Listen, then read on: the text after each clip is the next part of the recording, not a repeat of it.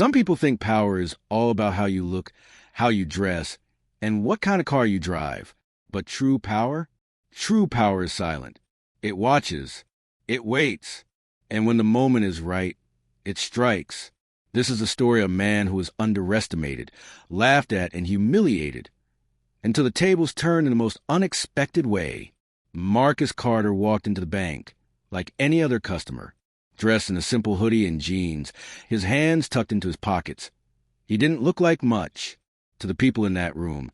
He was just another black man, another nobody. But what they didn't know was that Marcus was far from ordinary. He approached the teller, a young woman with a polite but dismissive smile. "Good afternoon. I'd like to speak to the branch manager, please."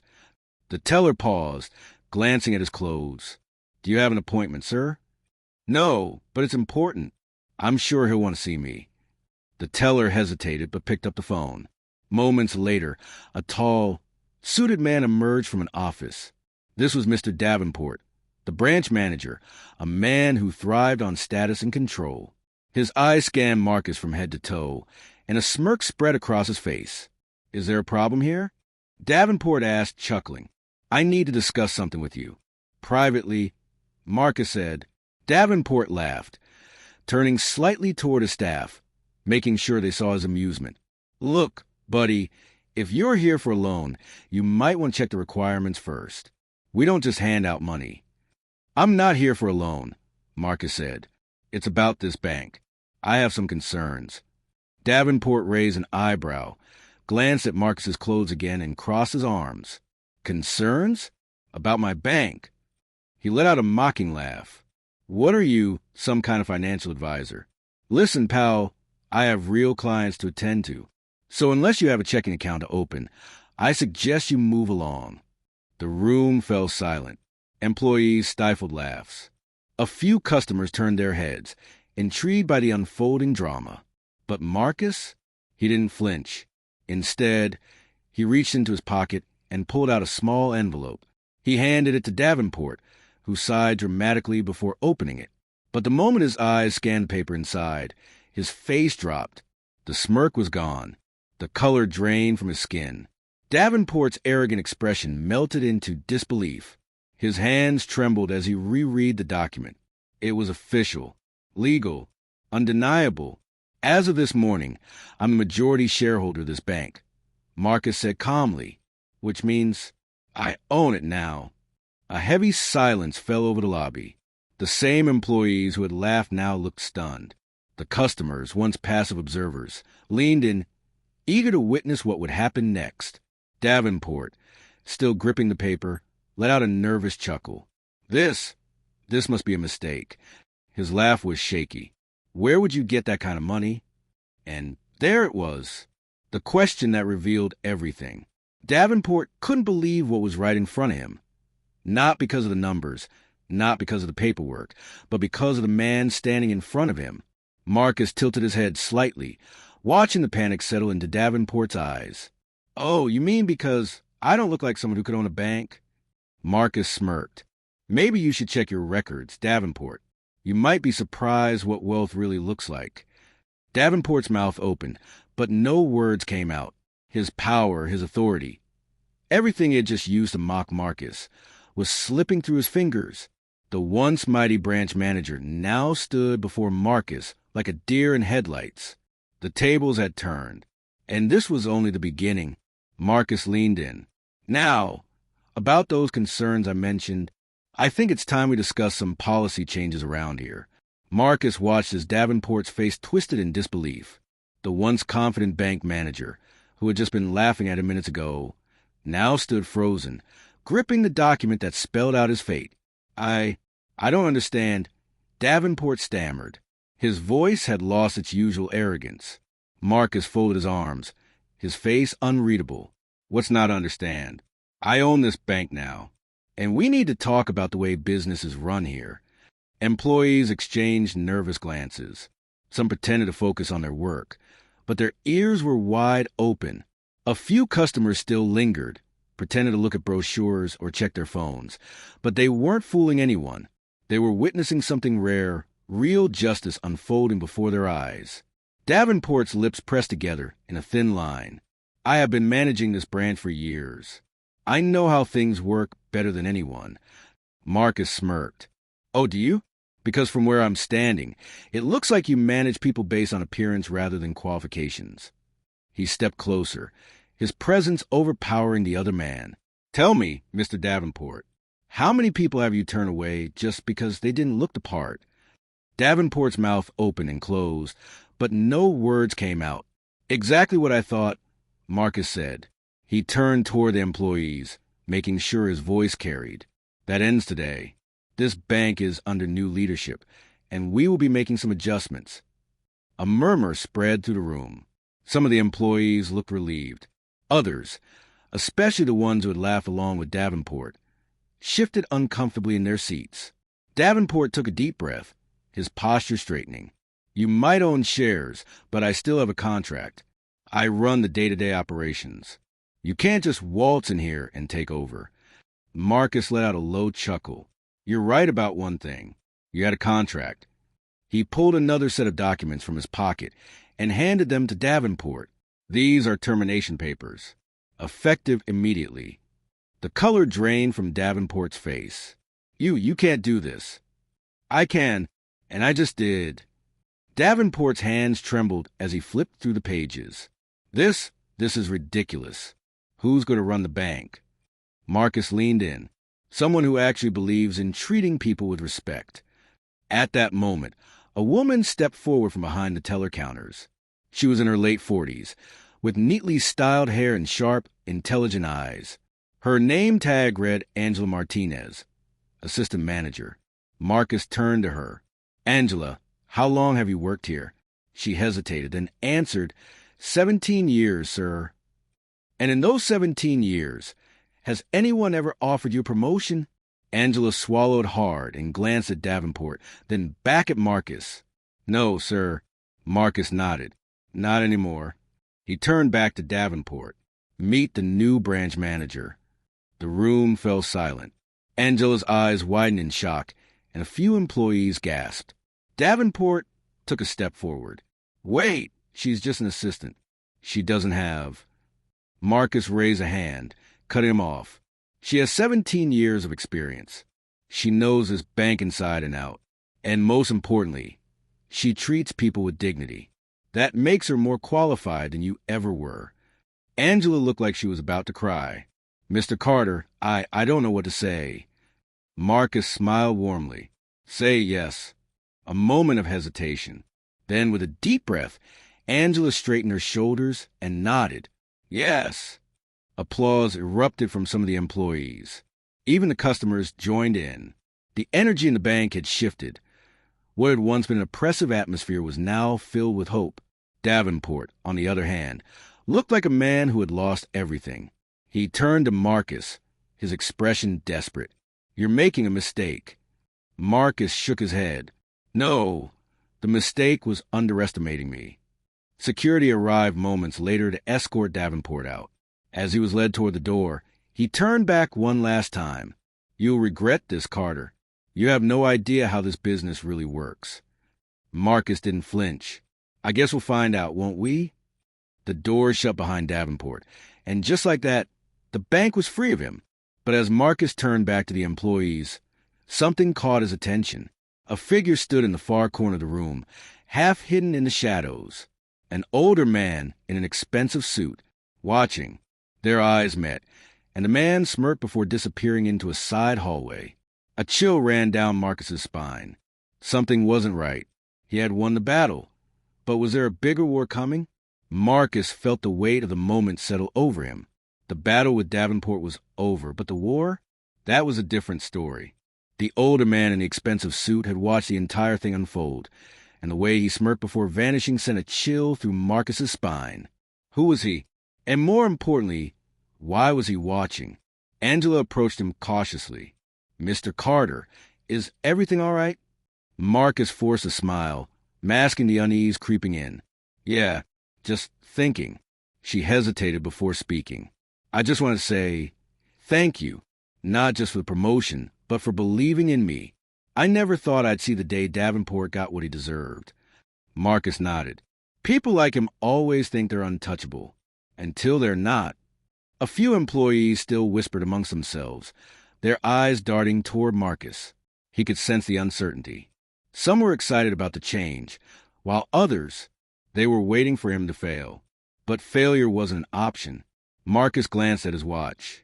Angela, I need you to schedule a staff meeting for tomorrow morning. We have work to do. She nodded quickly. Of course. Marcus turned to leave, but before he could reach the door, a voice stopped him in his tracks. Mr. Carter, a word? Marcus turned slowly. The older man from before was standing near the entrance now, his hands clasped behind his back, his posture completely relaxed, like a man who had nothing to fear. Who are you? Marcus asked, keeping his tone even. The man smiled, but there was no warmth in it. Samuel Whitmore, senior board member of this fine establishment. Marcus narrowed his eyes. You were watching. Whitmore tilted his head slightly. Observing. There's a difference. Marcus folded his arms. And what exactly were you observing? Whitmore chuckled. Oh, just a young man making bold moves, taking down a branch manager, promoting an assistant, declaring himself the new sheriff in town. He took a step closer. Quite the performance. Marcus kept his face unreadable. It wasn't a performance. It was a necessary change. Whitmore's smirk grew. But change is a tricky thing, Mr. Carter. See, when you shake up a system that's been running a certain way for years, not everyone appreciates it. Marcus's jaw tightened. You saying you have a problem with me owning this bank? Whitmore's smile didn't waver. Oh, not at all. I believe in business. And business is about power, money, control. He paused. And you, Mr. Carter, have just walked into a game where the players don't like losing. Marcus didn't blink.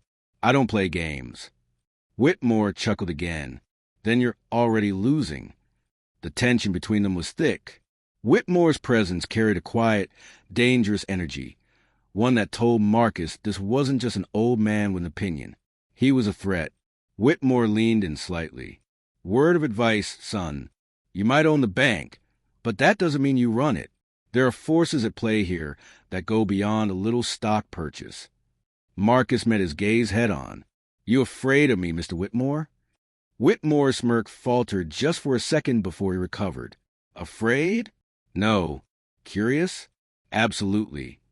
He patted Marcus's shoulder lightly, like a teacher humoring a student. Enjoy your victory while it lasts, Mr. Carter, because soon enough you'll realize that real power doesn't change hands so easily. With that, he turned and walked out of the bank, his expensive shoes clicking against the marble floor. Marcus exhaled slowly. He wasn't stupid. He knew a warning when he heard one, and Whitmore's message was crystal clear. He had just made some very powerful enemies. That night, Marcus sat in his penthouse, overlooking the city. The light stretched for miles, but his mind was focused on one thing, Whitmore's words. He pulled out his phone and made a call. It rang twice before a familiar voice answered. Did you do it? Marcus didn't hesitate. Yeah, Davenport's out. Angela's in. A pause. Then, good, but that's just step one.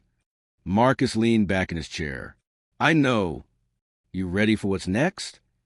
Marcus looked out at the city again. He had spent years preparing for this moment.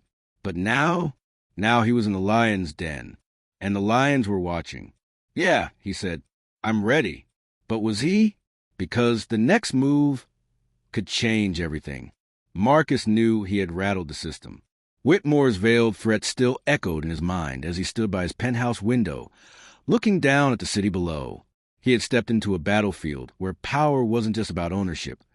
It was about control, and if Whitmore was any indication, the real fight had only just begun. His phone buzzed. He glanced at the screen. Unknown number. He hesitated before answering. Marcus Carter. A deep, steady voice responded. Mr. Carter, I strongly suggest you reconsider your position. Marcus's grip tightened around the phone. Who is this? A low chuckle. Let's just say I represent the interests of those who built this institution. You walked into something much bigger than you realize. Marcus's jaw clenched. I don't scare easy. The voice remained calm. Oh, I know. That's why I'm giving you a choice. Sell your shares. Walk away. We'll make it worth your while. Marcus smirked. And if I don't? The line went silent for a moment, then a slow, deliberate response. Then you'll see just how deep this game goes. A click. The line went dead. Marcus exhaled slowly. They weren't just trying to intimidate him. They were expecting him to back down. Big mistake. The next morning, Marcus arrived at the bank earlier than usual. The air felt different, like a storm brewing beneath the surface. Employees greeted him with polite smiles, but he noticed the hushed conversations, the way some of them avoided eye contact. Angela met him at his office door. Her face was tense. We have a problem. Marcus stepped inside, closing the door behind them. What happened? She handed him a folder. The audit report. There are serious discrepancies in the books. Money is missing. A lot of money. Marcus frowned as he flipped through the pages. How much? Angela swallowed hard. Over $5 million. Marcus's head snapped up. $5 million. She nodded. It's been happening for years. Someone's been siphoning funds through fake accounts. Davenport either knew or was in on it. Marcus slammed the folder shut. And now that I'm here, they're trying to bury me in their mess. Angela's voice dropped to a whisper. Marcus, I think this goes higher than Davenport. Marcus's stomach tightened. He already knew the answer, but he asked anyway. Whitmore? Angela hesitated, then nodded. I have a feeling he's just the tip of the iceberg. Marcus leaned back in his chair, exhaling sharply. If what Angela was saying was true, then he wasn't just up against a bitter ex-manager or a smug board member. He was up against something bigger, something corrupt that had been running this bank from the shadows for years.